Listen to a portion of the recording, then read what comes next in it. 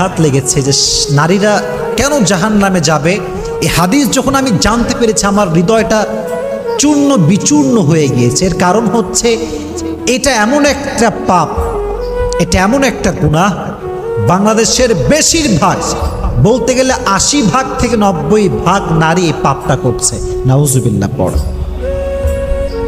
বেশিরভাগ নারী তার স্বামীকে একটা কথা অলওয়েজ বলে, বেচারা স্বামী সারাটা জীবন স্ত্রীর জন্য খাটে, পায়ের নিচে ফোসা পড়ে যায়, মাথার ঘাম পায়ে ঝরায়, সারাটা দিন রোদের ভেতরে কাজ করে বেড়ায়, বাসার বিল সে দেয়, গ্যাসের বিল সে দেয়, সন্তানকে সে চালায়, স্ত্রীর হক সে আদায় করে, শ্বশুরের হক আদায় করে, শাশুড়ির হক আদায় করে, সারাটা জীবন সে তার স্ত্রীর খেয়াল রাখে।